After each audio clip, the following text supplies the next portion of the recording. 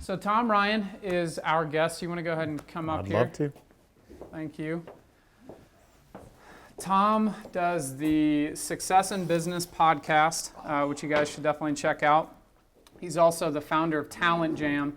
If you guys haven't heard about Talent Jam is a local quarterly event trying to get together businesses that need talent and the people that have talent. So they kind of saw a gap there in the area and decided to come up with a solution. And from what I've heard, I haven't got to go yet, but it's a really, really awesome event, and people have a really good time. And then you are also the entrepreneur in residence for the Kauffman Foundation. Correct. So he's got a couple different things going on. He's a coach, a mentor, helps out a lot of startups, and he's a really huge asset to the local entrepreneurial ecosystem here in Asheville. All right, any questions before we get going? Yes. What is this entrepreneur in residence? Maybe you will clarify it. Yeah. Yeah, well, let's just go ahead and kick off with that. Tell us more about it. Well, speaking of grand experiments, that Chad had mentioned that the EIR program is really a grand experiment. So I got to take you back a little bit. So the Kauffman Foundation, does everyone know who the Kauffman Foundation is? They're a very large nonprofit. They probably do more for entrepreneurial education than pretty much any organization in the world. And so a couple years ago, they had gone through a program. They had put out a series of programs where they had partnered with community colleges, and they found them to be a better delivery mechanism for getting out there, getting their programs out. They found that community colleges could execute a little bit quicker. They're a little more nimble than the universities and other large institutions. So they approached AB Tech, and it was really Marilyn McDonald, who, if you guys don't know Marilyn, you should. And she is now the executive director at the Collider. But for 14 years, Marilyn was at AB Tech, and pretty much anything that AB Tech has done that is cool, Marilyn had something to do with it. So the Kauffman Foundation said, hey, we've got this concept. We want to kind of test this thesis. What if we were to take the entrepreneur in residence role that typically sits in an investment fund or a large university and make that really accessible to everyday entrepreneurs? And that's as far as they got. So they pushed it out there as kind of a lean startup type of vibe. And they pushed it out to the community college partners and said, if you like this idea, give us proposals. Marilyn went out and did what every good entrepreneur should do. She tested the market. She went out and talked to a bunch of folks. I was lucky enough to be one of the folks that she sat down with and said, hey, we've got this really great opportunity. A, do you think we need it? And B, if we were lucky enough to be awarded, what would we do with it? And so a bunch of us got together, we all talked about it, and what came out of it was a program that was very nimble, very different than all the other great resources that were around, in that it is more tailored to the individual needs of the founder. It's not a prescriptive program. So it's like every single day waking up, and there's a few of our folks in the room here who are in our program, and every single day saying, hey, Paul, like what's happening right now? Like, what is the biggest top of mind issue that you're trying to make some progress with? And that's what we focus on. So I'm a coach, a therapist, a mentor, I don't know, shoulder to cry on sometimes. I try to take my background and help any way that I can, and then reach out into our community and be a multiplier connector. So that's what it is. It's free, by the way. Nice. It's very selective, but it's free. Yeah. I'm sorry. Do you? Oh, is it? Yeah, sure. Along with it, how does Sure. podcasting get integrated into that? So podcasting,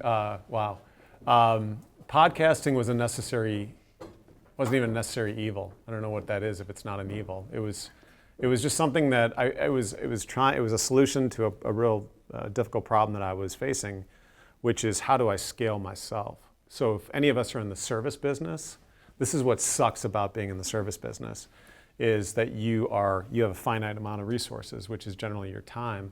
And so how do you scale that? And I knew that I jumped right in. The program, let me take a step back. The program started last year, so we're going into our second year. And I got out of the gate pretty hot and heavy, and I had already been doing a lot of what I call godfathering around town, just meeting with really great founders and startup companies and just talking to them. And so I already had this like stable of folks, which probably made me somewhat qualified to do this.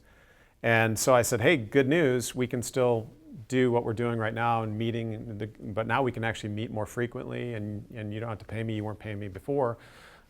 This is even better now because we can meet more, and I like doing it, and you don't have to pay me.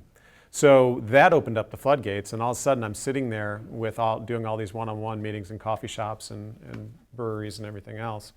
And I found myself saying the same thing like over and over again, having the same conversations. I'm like, damn it, I've got to figure out a way to be able to scale myself. And I was trying to solve a problem with digital marketing and how do you become a good internet marketer? How do you be a better storyteller online?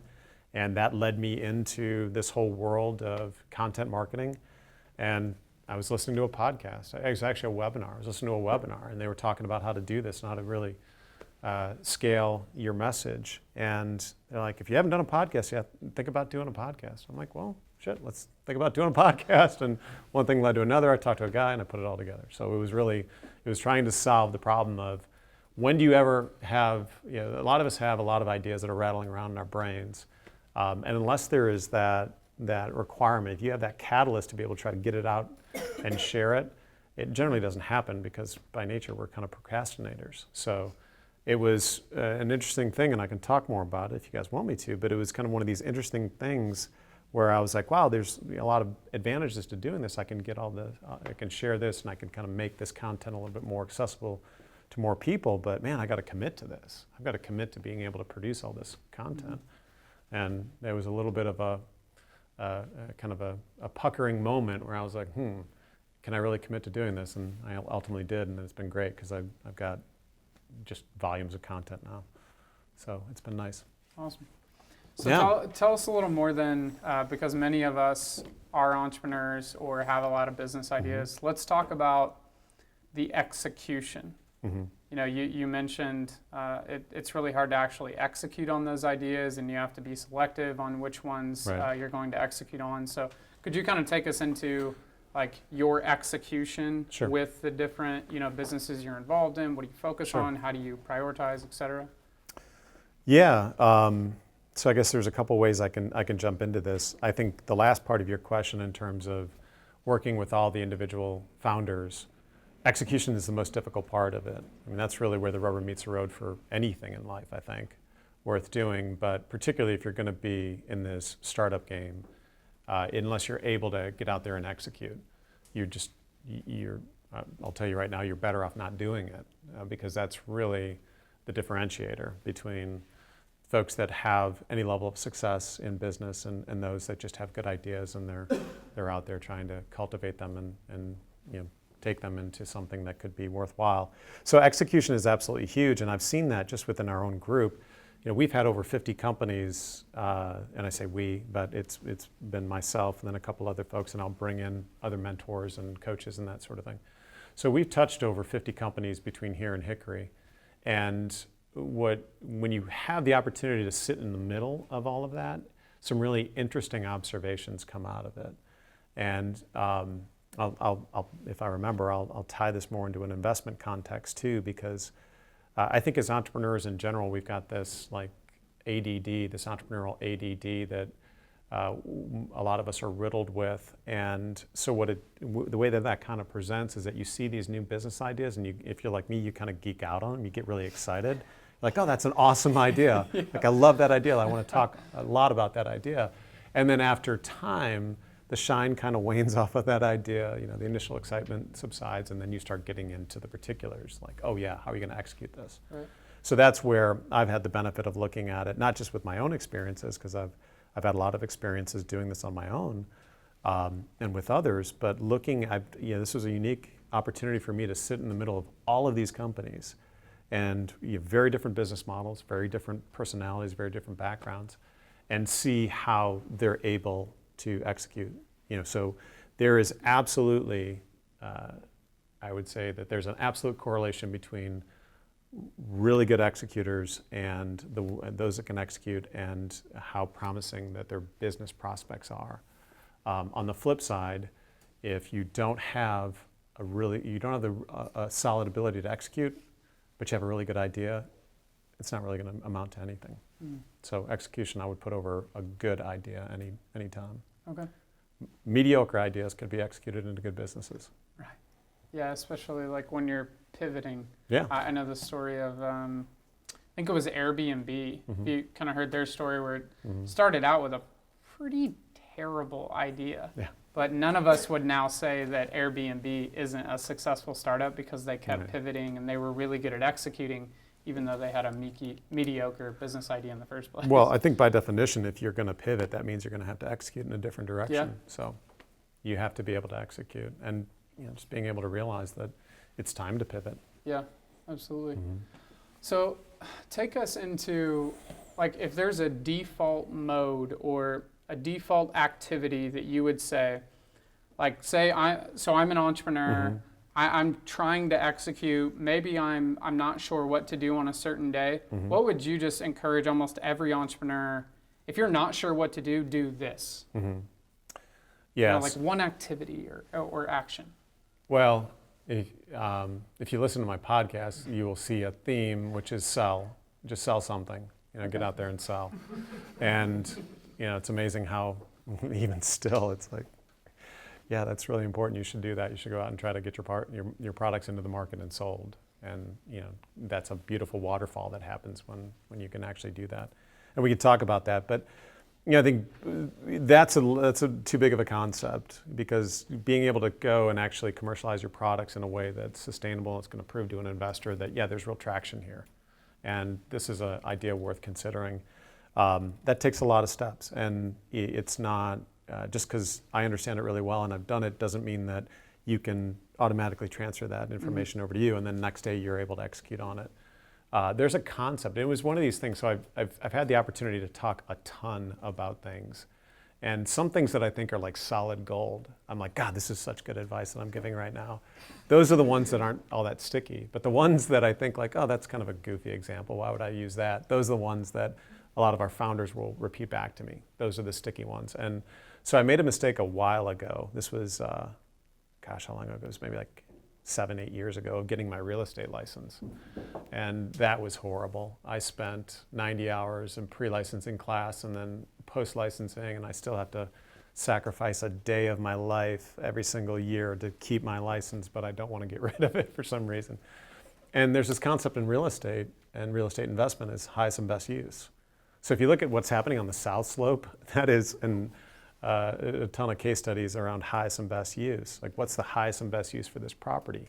So what I did is I took that and said, well, I can't remember who I was talking to, but I was talking to a founder one day and they were kind of lamenting this problem. Like, I just have so many things going on.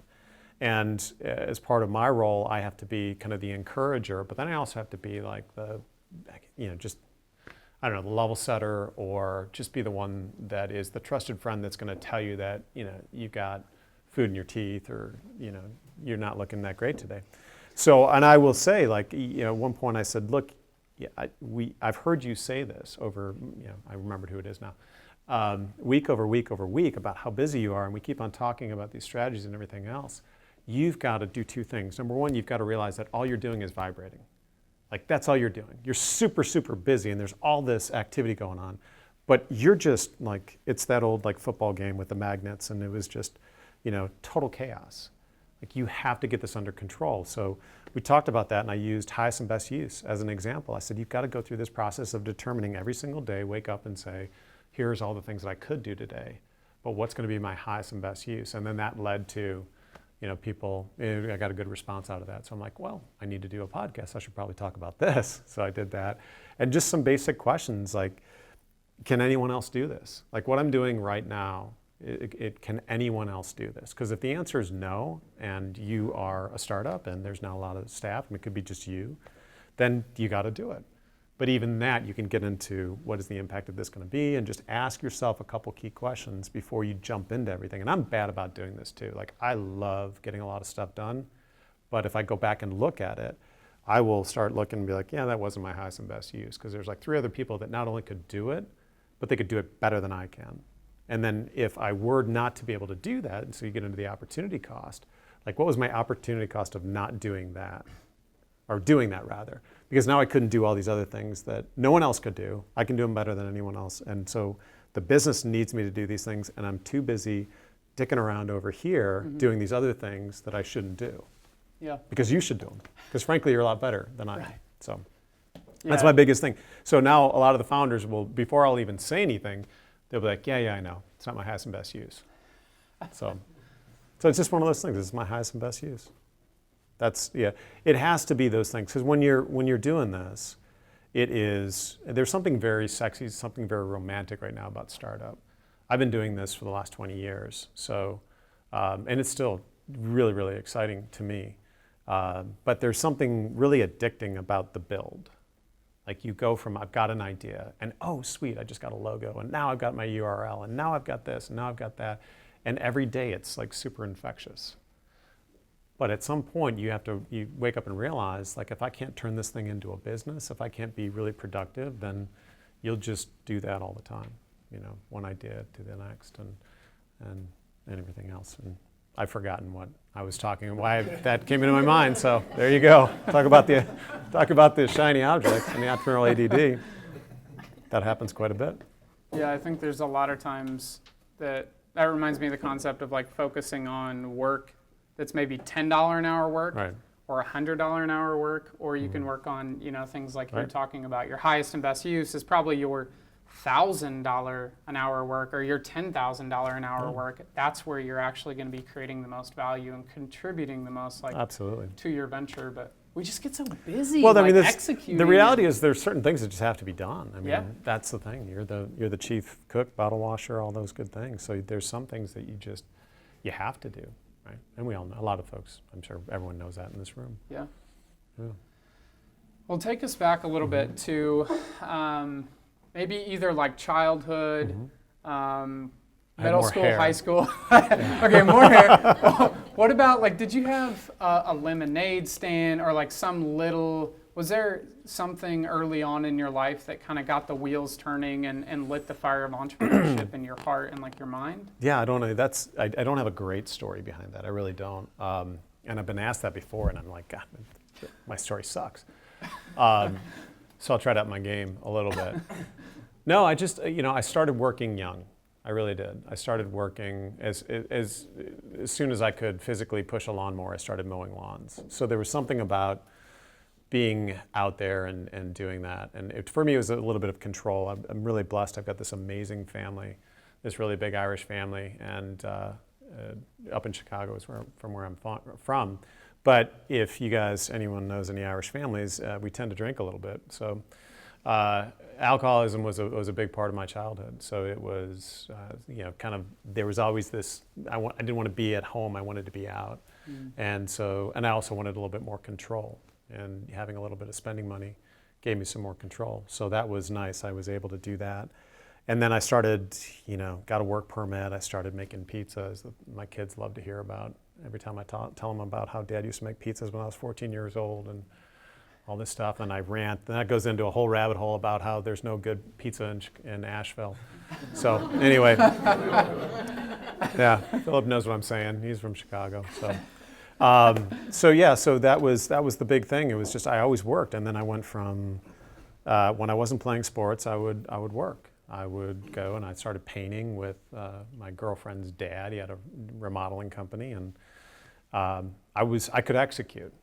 And we're having this conversation with my 15-year-old daughter right now about execution because she gets a lot of test anxiety, and she's going through SAT and PSAT, and her mom and I sit there and say, this is all bullshit. Like, all this stuff is complete bullshit.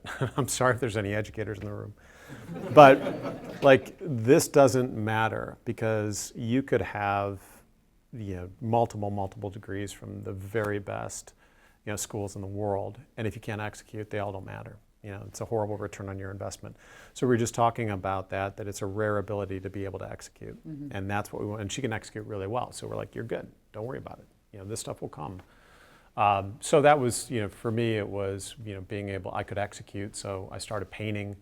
And then next thing you know, I'm running crews with, these much older guys and everything else. So that was my big thing. And then when I got into college, it was, it was funny. I was thinking about this the other day. I was getting ready to graduate from college, and I was trying to figure out what I was going to do. I have a great mentor who actually lives in Asheville, and he's my uncle, Uncle Tom. A lot of people know him because he's a SCORE counselor, and I bring him in to teach people about sales because he's a guru. And so he was advising me. Of course, he's like, "Oh, you should go into sales." And so I'm like, nah, I don't want to go into sales, you know. And so I started interviewing, and I remember in my first interview, I had an interview with like a injection molding company, and then I had an interview with Dictaphone, which was literally like the old school dictaphone things, the worst things in the world. Like I was so arrogant and cocky, and it was a mess.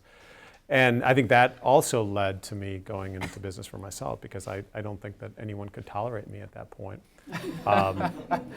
And so I'd go into these interviews and I'd really be pretty cocky about it. And then it was just a horrible fit. I didn't want to do it. So I had those opportunities I really wasn't that interested in. I had an opportunity to go and paint in the Bahamas, which was pretty interesting. But it wasn't. That guy was a drunk too, and even then in my early years, I figured that probably wouldn't be a good idea. And then one of my best friends was like, "Hey, he was very entrepreneurial too, and he's like, I'm doing this valuation for this Wine of the Month club. This was his first job after he graduated and working for a valuation firm. He's like, I'm doing this valuation, and we should do something like this. I'm like, yeah, we should do something like this, because I don't want to take that job at Dictaphone, so let's write a business plan, man. That's what you did. So that's how it all got started. Nice. So it wasn't any one particular thing. Oh, and then there was an Irish pub in the mix too. I really wanted to open an Irish pub. I think I just saw the movie Cocktail, and I'm like, yeah, that's what I'm going to do. Cool. So what would you say have been some of the biggest lessons that you've learned, like from your own kind of entrepreneurial experience and journey? I think humility has been one of the biggest ones. And it's a really good type of humility, right? Where I'm at now, I mean, I get a bigger kick out of, if I look back and through everything that I've done, what I get most excited about and I'm most proud of and I think back most fondly on is when I've been able to help somebody else and really make a difference in their life. So that, and to the point where I kind of realized doing this entrepreneur in residence role and then just being able to help entrepreneurs get going, that I'm like, wow, I'm actually better at that than I am actually starting my own stuff. So, and that, it's kind of hard too, because it's a little, and that in itself is like humbling. Like, yeah, I'm okay, doing this, but I'm really much better at that. So again, highest and best use. But I think that's, the humility is a big one. Anyone who goes into, unless you're like a one and done entrepreneur, which are totally silver unicorns. I mean, if you are the WhatsApp guys and you get $1 billion check, great, God bless you, you won the jackpot. But for the reality of it, it's a long road. A lot of anyone who's does anyone have a business right now? Boomer, I know you do. For God's sakes, right? Like you guys know this. This is not like high fives and kegerators and every day be like, look at all this free time I've got, and what am I going to do with all this money? It's just everywhere. It's just that's the romance part of it. That's why a lot of us go into it. But then we really quickly realize, like, hey, wait a minute, there's real work to be done here. And so failure is a huge one.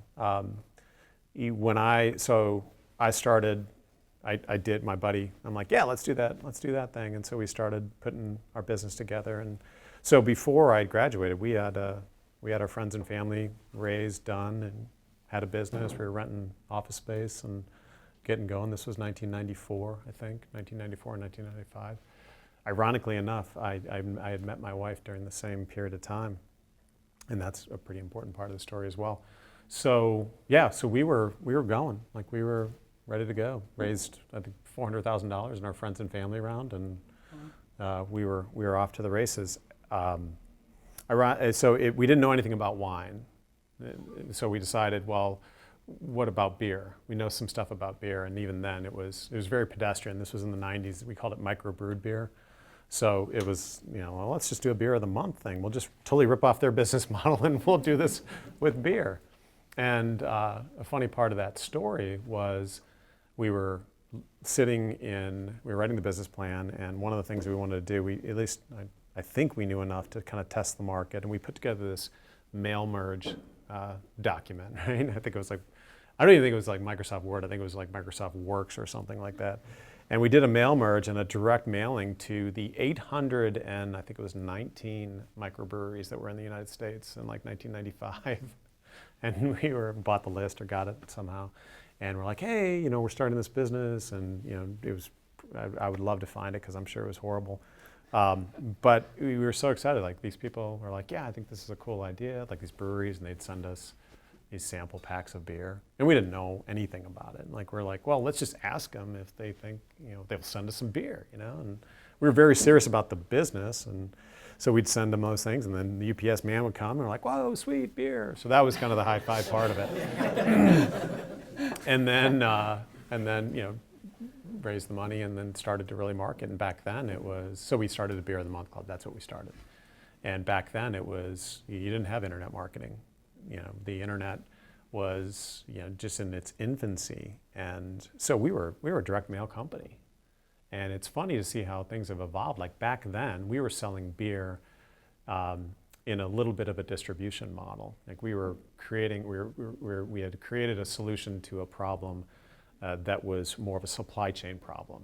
Like there's all this demand, but the distribution system has not met the demand yet. It doesn't have the mechanism to be able to say, how do you take this really awesome craft brewery like Sierra Nevada when they were just getting going? Like how do you get that here? You know, or Fat Tire. I used to get people to, when they were coming back from the West Coast, I would make them bring me a case of Fat Tire. Like it was, whoa, this is awesome, I've got this. And now I'm like, yeah, that sucks. So no offense to our New Belgium friends, but you know, it's just the mystique of it, you know, kind of wore off. That you didn't have the scarcity, you know, or we don't have the scarcity now that we did then. So that's what we put together. We put together this whole model, and it was a 4-year process of building it up. And I exited out early because I was getting married and everything else. And I think the idea there was, you know, we had evolved through the entire, you know, kind of spectrum. We did almost everything wrong that you could possibly do. God, I wish we could do that business again today, because it was, you know, totally vertically integrated, almost down to, we didn't make the products, but we did everything else. We had a warehousing company, we packed our own beer, I bought all this beer, I had to figure out shipping. That's when I learned what LTL stood for. And you know what that is, right? Less than truckload.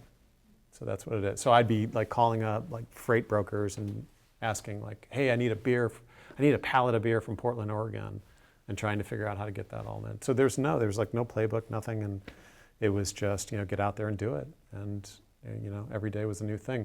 Really exciting for the first, you know, few months and years, and then after that, it just, you get into the reality of it. Like, oh my God, what do you mean?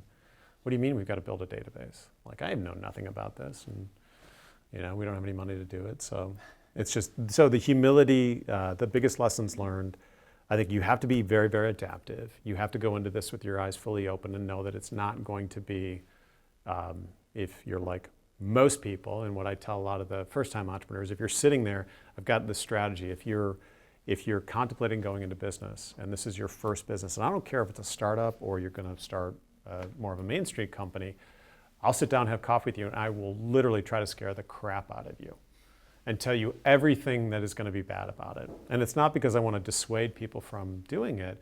It's just I want you to go into it with your eyes open, because I've gone into things without it.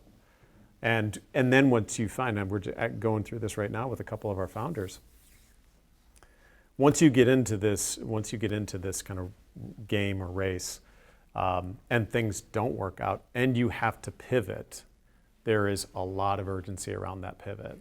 And so what you tend to do, and I've done this a lot, it's you're making reactive decisions. You think you're totally in control. You're like, oh, this is totally part of the plan. You know, we're going to go over here, we're going to do this. And if you take a moment and pause, which you generally never have the opportunity to do, and look back on it, you can realize like, oh my gosh, yeah, I can see how these were all like rebound things from dating. Like I'm totally rebounding, like that was a rebound, that was a rebound, that was a rebound.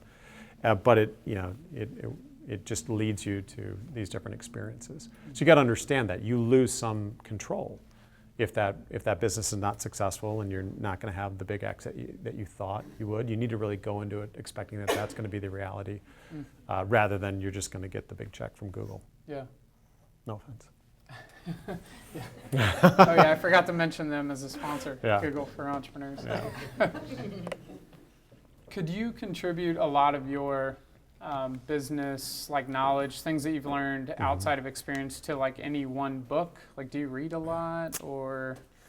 I read a lot more now. I wouldn't say that there was one specific book at all. Is there one awesome book you would recommend, like for entrepreneurs? I love the book Venture Deals right now. If you haven't, that's a great book for anyone who's in the mode of raising capital, even from Asheville Angels. It's geared more towards VC stuff, but it's called Venture Deals. That's a really good book. The thing that I've been talking about more than anything right now is storytelling. And I'm a big fan of ebooks now because that really fits my attention span a little bit more. And it also, if it's a really well done ebook, there's a lot of clarity to it. And so there's a great book called How to Tell a Story by Donald Miller. And I've done like 1,000 podcasts on this because it is a really interesting and funny story. We had 4 interns over the last summer, and all the companies we were working with, this is one of these common challenges that every single company has, is they don't tell their story very well. We don't. We spend so much time in our business working on the business that the minute that someone says, hey, what do you do? We tell them exactly how we do. We don't tell them why we do it, like what we actually do for our customers. So it's like, oh, well, I've got this great SaaS company, and you probably don't even say that. You say, I've got this website, or I've got this app, or I've got this service company, or I've got this, and here's what we do. But you never tell the person that you're talking to why you do it, how you make others' lives better. And that all gets down to storytelling. So again, a lot of this stuff is born out of the program, just being in proximity with all these different companies and seeing what their challenges are and how similar that they are. And the storytelling one was a big thing. We were talking about it in terms of messaging. We've got to figure out ways to help provide value to our EIR program participants, help them with some guide that can be very actionable, allow them to execute on telling better stories about themselves and their companies. So we were searching. I had these 4 interns. I'm like, brilliant.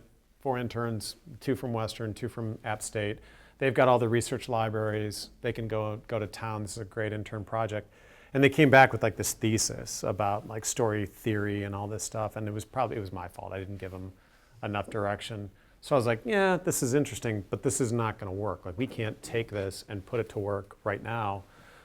So we went and Googled and found this ebook, and it's literally the best damn ebook that I've ever written. It's like 20 pages of content, and it's got this really great storytelling structure that allows you to, we could all read this right now. In the time that we did our networking, we could read this storytelling structure and put it into practice, and we'd all be telling better stories about our business and communicating better. I think that's actually the one that you told Mike McKieran and I about. I tell everyone about it. Yeah, when we I met will with tell you. everybody about it. We actually, right after we met with you, we drove to a park and brought up the ebook and went through the whole thing on the spot within the hour, and it was extremely helpful. It really is. Telling our story. Yeah, I love finding resources like that, because a lot of times the books that they're longer. I'll go back to it, unless it's really actionable. Because that was one of the biggest things that I experienced here before the EIR program, and some of the other things that I've done. I've started a few businesses here, and I kind of described this when Marilyn first sat down and said, we're thinking about doing this EIR program. Do you think there's a need? And the way that I described it was that I think if you're a small business owner or a startup here, the pace is so unrelenting that when you realize that you need a resource, you have, I would say that you have 15 minutes. You have 15 minutes to figure out, not just find the resource, but then plug into the resource and get value out of the resource. And 10 years ago, 11 years ago when I got here, number one, there wasn't nearly the amount of resources that we have now, which was a problem. But they were really hard. They weren't very addressable. They were really hard to plug into, and they still are to a certain extent. So by the time that you pick your head up long enough, try to find a resource to plug into, your time was over and the business was calling, you had to go back to it. So that was my big thing, is you've got to, I don't care whether it's this EIR program or anything else, this is around the same time that Josh was coming on board. I'm like, we just got to do things differently. We have to move at the speed of startup, because if you're not moving at the speed of startup, then how can you be even present? How can we even serve this community if we're not moving at their pace? So that's why the I wish I could give you something. I'll probably think of something on the drive home. Like, Ash, I should have said that book. That's all right. We can send it out in an email after if you. But I would highly have that recommend How to epiphany. Tell a Story by Donald Miller. It's a great ebook. Awesome. Yeah. Could you tell us a little bit about Talent Jam? Because you haven't Yeah. mentioned that much, and Yeah. then we'll go into a Q&A time. Yeah, so Talent Jam was another, I like to solve problems. I think that's one of my biggest qualities. And as Chad mentioned, I had this, and I really kind of found this out by being in this EIR role and kind of exposing myself to all these different companies. I'm a pretty good problem solver, and for some reason, I can move in and out of conversations pretty easily. So what Chad was describing is, if you on the south side of town and you go into Beehive, coffee shop which is right on Sweeten Creek. It's a great little coffee shop. Sophie is the owner. She's a sweetheart. I will have like back-to-back meetings. And Chad was very good because he's like, "Do you need a break?" And I'm like, "No, I'm good. Let's go." But I'm able to kind of retain the information because otherwise I would be worthless to everybody. I have to actually remember what you told me last week, so that I'm not just like, "Well, remind me, Boomer. What did we talk about there?" And you're like, "Oh my God, here we go again. I've told you this 4 times." But so anyway, that's just a little bit of a sidebar. But I like to solve problems, and Josh Dorfman, which pretty much everyone knows Josh Dorfman, Venture Asheville Angels, also running the Elevate program now. Really amazing resource, probably the best thing that's ever happened to Asheville in startup ever. Maybe neck and neck with Marilyn McDonald to a certain extent. So we were talking, and we get together for these either beer meetings or coffee meetings every couple months, and we just kind of compare notes, like what are you working on, and what am I working on, and we've learned to kind of frame it up with. If you ever heard Josh talk about ecosystem building, he will talk about entrepreneurs, he'll talk about capital investors, and he'll talk about talent. So that's kind of our shorthand. So I'll be like, all right, well, when Asheville Angels was coming about, we had a lot of conversations about the investment side, like how are we getting investors here? And then the entrepreneurs, obviously when I was getting going with the EIR program, that was a good resource for entrepreneurs. But then we would always get to talent and be like, well, what's going on with talent? Not a lot. So that was one key little spark. And then the other was similar to the impetus for starting the podcast, is that I would literally have these conversations with somebody who was a really good talent, and they would be sitting there complaining about. I would say, do you work? Are you working in this community? They're like, no, all my clients are out of state or out of the market. I was like, really? Wow, that's a shame. Why? They said, well, there's just no opportunity here. There's no jobs here. I'm like, wow, that's horrible. And then I would go and I would sit down with someone, and they're like, I need this guy, and I need this person, I need this talent. But the problem is that no one is here. Like, we don't have that person here. And I'm like, well, that's weird, because I just had this conversation earlier, and so I'm trying to connect that. And this was right around the time that, I promise I'm getting to what actually Talent Jam is. This is right around the time when Pitch for Pitchers was going on, and Million Cups was going. So yeah, the market was responding favorably to these type of events where there's beer involved, which is good, or coffee, and this pitch format. So I was sitting at the Beehive Coffee Shop, and Mara, who is our program coordinator, we were sitting there, and I'm like, what are we going to do about talent? And just like, well, we need to do an event like Pitch for Pitchers, but we will do it with people who have talent or need talent. And so we did the first one. That led to not actually a lot more planning, but that led to refining that idea a little bit. And then we did the first Talent Jam on November 30th, I think, and it was just a big experiment. We're like, what would happen if we would get 2 microphones, dueling microphones, have one of them for people who have talent and the other one for people who need talent, and do 1-minute pitches, so quick pitches. You can't do a lot, right? You just go up there and do your quick pitch format. And that becomes this kind of catalyst for more meaningful connection. So I got fond of saying it's like networking in context, the same stuff that we just did. So I'm like, well, shit, let's give it a shot. The worst that can happen is we all have a good time. You drink a bunch of beer at Highland, and that's not a bad night. So it was a really good success. We had, I think, about 350 people that showed up, about 80 people that pitched, and it was awesome. Boomer, you pitched. He's throwing his swag out in the crowd. It got weird. It didn't get weird. It got really fun. Yeah, it was a ton of fun. What was probably most surprising about it was the pitches. I thought people were just going to go up there and do, like, we created like little guides, smile, do these sort of things, like these 4 steps, just to give a little bit of a crutch. But then people just started freestyling, and it was awesome. Like, throwing their swag out or getting up there and singing, and it just, Asheville took over. Like, the energy is like you could not constrain it. Like, had to come out. So it was a really cool, fun event. And then we had too many pitches, so there wasn't as much networking. We changed that all for the next session. And we went and surveyed everyone who came and said, do you like this event? Should we do this more? We're really upfront and candid about the fact that the purpose of this is trying to make these meaningful connections, connect folks with talent, with the folks that need it, and not really in a job fair context, although we did misstep a little bit on our messaging by calling it the anti-job fair. Because I'm a little bit of a hater on job fairs, because I would never, like, being very entrepreneurial my entire career for the most part, I've not spent a lot of time looking for a job, and I really don't want a job, because a job to me is very constraining. I want to work, and I want to add value, and I want to create value, but I don't want to go, like, to me, why in the world would I ever go to a job fair? So I felt like it would be important to create this environment where folks like us would be like, yeah, that's totally my thing. Like, I'll get up there, it'll be a good opportunity for me to tell what makes me unique as a talent, or for companies that can go up there and say, hey, we're looking for really good people. We're having a hard time finding them. And hopefully those people are in the room either pitching or they're in the audience. So we got some good response. That led us to make it a quarterly event. The next one's on March 21st, and it's at ISIS. And so What time? 6 to 9 p.m. So we changed it up from the first one. We reduced the number of pitches to 40, because even at a minute, that goes kind of long. We got a better venue so that the acoustics was the number one complaint. Highland is a great spot, but the new room they have is worse than this. It was like, if these acoustic tiles weren't here, very echoey, people couldn't hear.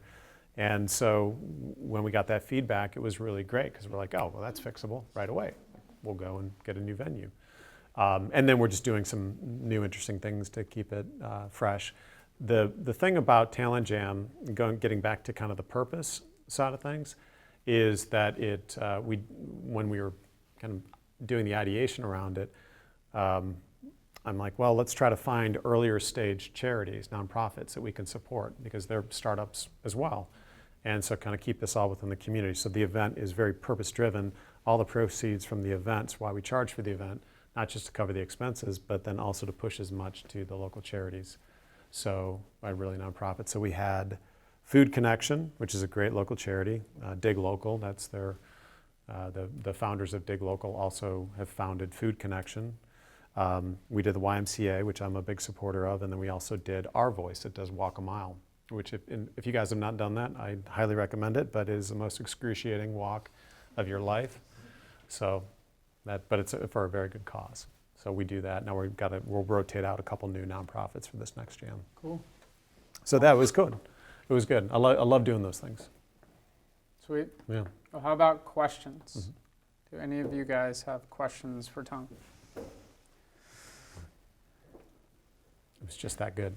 Yeah. How Yeah. do you attract talent outside of Asheville using the Talent Jam platform? Well, that's a great question. We really concentrated on Asheville right now. We've had more demand to bring the Talent Jam format to other markets than to try to bring talent into this market. I think we're still trying to determine, do we really have this talent gap here? So if we do, then great. We need to really solve this problem. If we don't, then good, because then there's more talent here. We just need to create more connectivity to be able to plug them in. And I want to define talent, which we're going to be doing a better job on this. Talent is just not, I need a job. It could be, we had an investor that came to the last Talent Jam. Asheville Angels is going to be pitching at this Talent Jam, saying their need for talent is really good startups that need funding. You could be someone who is new to town. This town is very accessible, but if you're new to town and we're blessed by this constant influx of this amazing talent, that comes in here. A lot of folks are recently retired. I don't know how those folks would plug in to a community like ours very easily. It's a lot of probably trial and error. And so we want to make that messaging really clear that it's those types of folks as well. It's, you know, it should be a place for folks that are looking to volunteer their time, invest their money, to obviously work, and everything in between, you know. Yep. Who are your role models, or who do you look to for inspiration? Oh my gosh, Good question. that's a great question. So I'll probably answer the inspiration question first. Yeah, this is going to sound totally cliche, but it's really my kids, and it's my wife, because you know, those are the folks that's my recharge. And you know, I don't care what you do. If you're a busy person, you're a very active person, and you are very ambitious and enterprising in whatever you do, it's mentally very exhausting, and physically can be very exhausting. There's periods of my life where I was on a plane every single week going somewhere, trying to grow and build my business.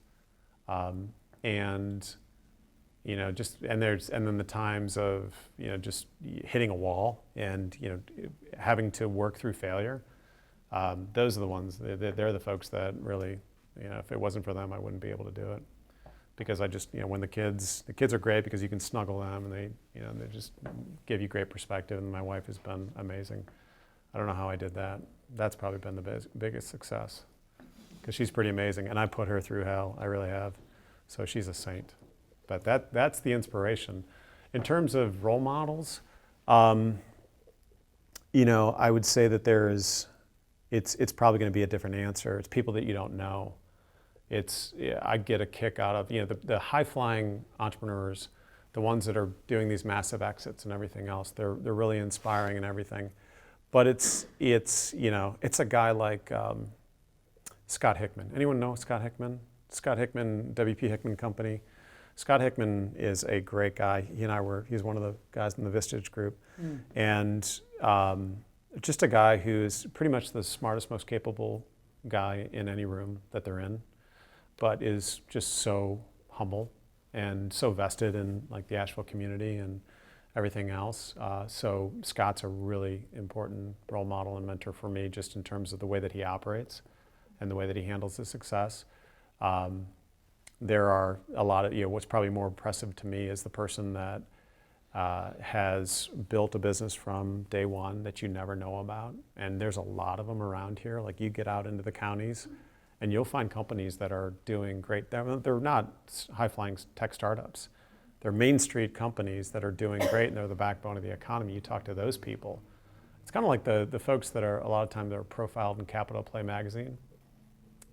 Those folks there's real substance there, and you can learn so much because they're in the fire. I mean, they've been in the fire for generations or for decades, and they've figured out ways to work through multiple economic cycles and everything else. So I love talking to them. So yeah, again, weak answer. I don't have a big, huge role model in business. It's usually a story that's tied into it that serves as inspiration. Yeah, So. we were talking about Vistage earlier, or Chad and I were talking about Vistage earlier, and I was the first iteration of Vistage, the first group that was in town, I was in it, and I'm a huge fan of finding peers and building a really strong community of peers to be able to lean on. We kind of have that in our Entrepreneur in Residence group.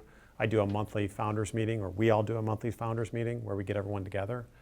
And it's a total ripoff of the Vistage model. So for those of you who don't know, Vistage is a worldwide organization that it really started as a CEO group.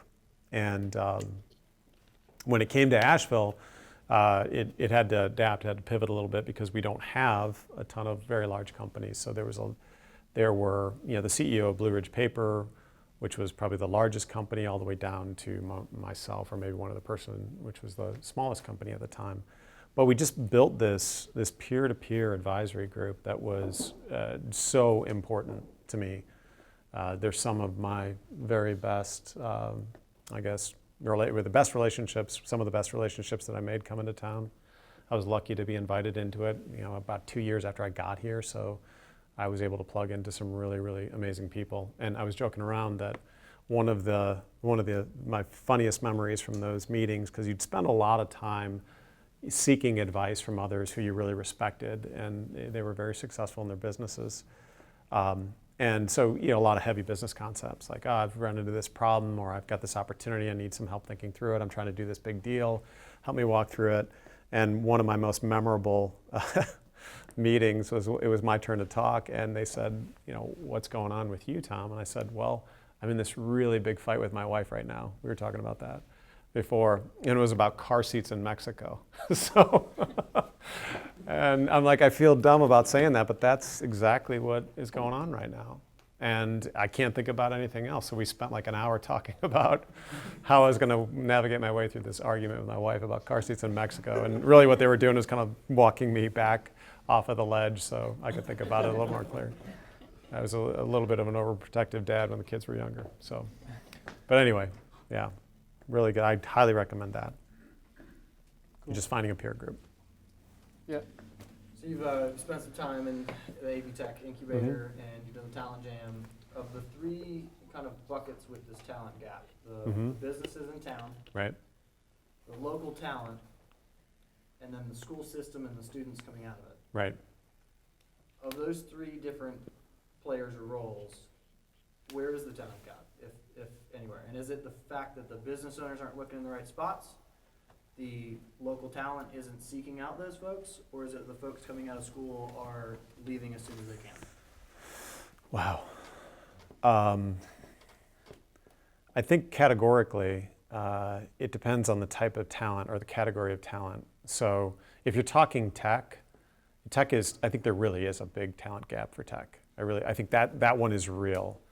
And it's going to take there's a lot of work being done to try to remedy that, but I think we still have a long road ahead of us. And it's going to take employers recognizing and realizing that we can do things differently if we can adjust our business models to be able to afford to pay market rates, at least for a period of time. I think one of the biggest things on the business side, one of the biggest mistakes that I think any of us can make as entrepreneurs and small business owners who have the ability to kind of break the rules, and we like doing that, is to follow the precedent that's set by a lot of the larger companies. And Mission is probably one of the biggest, totally different business, but Mission is probably one of the biggest violators of this, where they're like, oh, well, it's Asheville, it's lifestyle, we're going to pay you less. And they can do that and get really good providers. We have some of the best providers around that come here and work for Mission and the other hospital systems, but we can't do that in tech. We just can't. We've got to get really good programmers, really good tech resources here, and that's going to take more of a concerted effort. So I think the tech community needs to get a little bit closer. And one of the things that the folks down in Greenville do really, really well is if they're going to have a key hire come in, they will get all the rest of the tech companies together, the CEOs of all the tech companies. So as part of that interview process, they will signal to that person like it's okay. Like if it doesn't work here, then there's others. The market is big enough. There's a big enough ecosystem here that there's other opportunities. You won't have to bounce right out. And so I think there's more of that. I don't think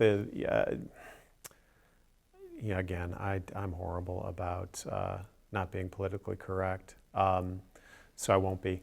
I don't think the universities are really doing much, and the colleges as well. I think it's really, really hard to, in terms of user experience, I think their user experience is really lacking.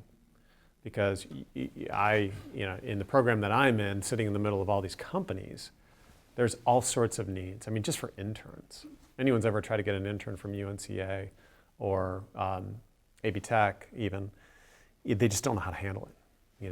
It's just like, I know they're in there. I know if you just let me talk to them, I can convince them to come out here. So we're trying to do more of that. I think that in terms of kind of the being able to, is the problem real about new grads that are graduating from UNCA and Western wanting to leave? I don't think that's as big of an issue. I'm totally unqualified, by the way. This is just my gut feel. I don't think that's as big of an issue because Asheville's kind of cool now. And so looking at my wife, who couldn't wait to get out here, she's actually one of these rare locals. who went to UNC Charlotte. We met there, and then she moved up to Chicago because I'd already started my company. And it took me 10 years to convince her to move back to Asheville, and it was a tough one. But we did, got her, got back here, been here for 10 years now. And she will acknowledge that, this place is totally different than it was 20 years ago. So I think that's a little bit better. But I don't think we can't look to, what we have is we've got this developing startup entrepreneurial ecosystem. And it's small, and it's vulnerable, and it's trying to gel and trying to move, and it's making such good progress. And we're all proud parents, right? But then you've got the larger companies in town, which are more lifestyle, or not lifestyle business, but they're more like Main Street type companies. And we don't necessarily speak the same language. And we need to operate a little bit differently. I think one of the biggest opportunities that we have, and we all know this from our travels, is I call it the holy shit conversations that I have with my wife, which is, there's a lot of them. But one of them, which is a recurring theme, is I'm like, holy shit, you'd never believe who I met today. I met this retired 2-star general who just came from the Pentagon, and he's here now, and he's bored. Like, we got to plug this guy in. Or I just met this person, and they came from here or there. We have, I think, 2 really significant talent. 3. The recent grads is obviously one of them. We got to figure out that connectivity problem. But then we have moms that are wanting to do work, but they need flexibility. And then we have recent retirees, or semi-retired folks. We got a lot of people that are coming into this community, and they have really good skills, and they can translate those skills down to our types of companies, and they're very valuable for us. Because again, we can't always sit there and talk about, just really conceptual, fun, minor modifications to our business idea or concept. At some point, we have to actually start executing, and those folks know a lot about executing. And so as long as you can translate, then it works out really well. But in both of those cases, whether they're moms that still want to spend the majority of their times at home, or the recent retirees, they don't want to work 9 to 5. They need flexibility. They want flexibility. Who better to give them flexibility than the folks that thrive on flexibility? The reason that we're doing this all is because we're not 9 to 5 type people.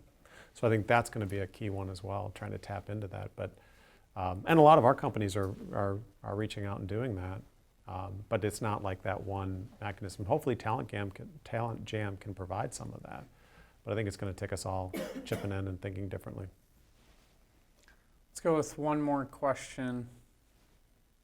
You mentioned highest and best use. Mm-hmm. And as far as entrepreneurs trying to find their highest and best use, starting companies, etc.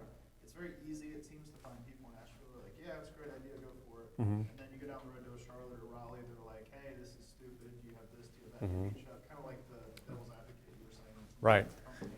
Right. So I guess kind of going back to highest and best use, do you think Asheville's too nice? Because it seems like there are a lot of bad ideas that people are chasing just because there's nobody there telling them, hey, this is stupid. Yeah. I think That's a very interesting question.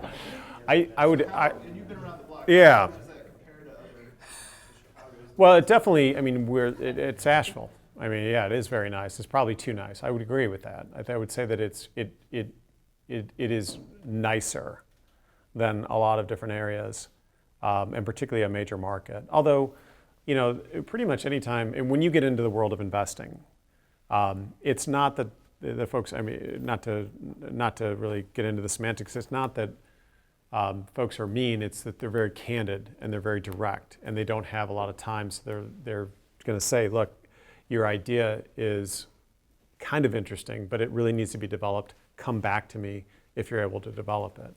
And I think we get more and more of that. If you sit down with Josh Dorfman, he's not going to be nice to you. He's not going to be mean to you, but he's not going to be like, oh, sweet idea, that's awesome, and then turn around and be like, that thing sucked, But I think that Asheville does. I was thinking about this the other day. One of the lifestyle benefit that we all love is also not all that congruent with startup. Like when we think about tech startup, which is still, Google venture, Google for entrepreneurs, that is still what a lot of us set. That's where the bar is set for a lot of entrepreneurs. I don't care whether you're doing, a service company or a tech company or something in between. A lot of gear builders here. They're manufacturers. They're not going to be Google. You're not going to be, in a major market anytime soon. But I think that is one of the biggest friction points, is that we all love lifestyle. There's a reason that we're all here, and that reason has something to do with lifestyle. That lifestyle is at odds with working 15 hours a day at one place and having daycare there and laundry there and sushi there, as Josh explained at the last startup grind very well. So that has to be reconciled some way. So I think that is one of the issues. But having more candid conversations, I think if you're an entrepreneur and everyone is saying this is the best idea in the world and you don't know how you're going to make money, then you need to really, that's a huge red flag. It's a huge red flag. If you can't go through, I'll tell you, out of all the conversations that I've had with all the entrepreneurs and working, we did like 3,500 consulting hours last year alone. And so it's a lot of time spent with all these companies. I can take every single issue and pretty much put it into 3 buckets. You're going to have a problem with raising capital. That's going to be the first thing that you're going to say, I need to raise money for my business. Okay, great. Put it in that bucket, the raising capital bucket. And then it's going to be, okay, well, how come you need this capital? Well, because I need money. Okay, well, are you selling anything right now? No, I'm not. Okay, how come you're not selling anything right now? Okay, that's all going into the sales traction bucket, which incidentally, if you don't have the traction, you're not going to get money. But anyway, and then from there, it's like, well, why aren't you selling? Well, I don't know how to do that very well, or like I was a long time ago. Like it was just like, I'm not a sales guy. Like I'm an entrepreneur. And so we got to get over that arrogance. But what it really boils down to is how are you presenting your stuff, your products or service to the market? Like how are you actually going out there and doing this? Is your message resonating? And then you get into the strategic side. Is your business model sound? Like do you have a great business idea, or do you have a really good business model? Because business models are what we want. We don't want great business ideas, because those are a dime a dozen. So yeah, I think we do need to have, as a community, there's few of us that are sitting there and will sit there and tell you your baby is ugly. And we need more of them. So, well, you're the one who had 6 kids, right? Correct. Now we're ugly. Now I'm ugly. Never say that. But I want to know about the bedtime stuff after this, because I still struggle. So, yeah. All right. I hope that answered your question. Yeah, it was a good answer. Well, that kind of wraps things up for us. Thank you, Yeah. Tom, for being our guest. Are you okay with people reaching out to you, I would emailing love you, to. Twitter, or something with other questions or want to Yeah, connect? absolutely. So the best way to get a hold of me is, I'll give you a couple things. So my email address is tjr at starthub.us, and then Twitter is Tom Ryan at Tom Ryan AVL. And then of course there's a lot of and this is not self-serving at all. I don't make any money. In fact, it costs me money to do the podcast. That's another thing they don't tell you about podcasting. So it costs a lot of money to do it. But Success in Business Podcast. So we've done, I think we're up to like 175 episodes. A lot on everything we just talked about. Those 3 buckets about raising capital, sales and traction, and messaging. Every single episode you can kind of index it that way. So there's a lot of stuff on there. But yeah. Cool. It was fun. Thank you guys. Yeah.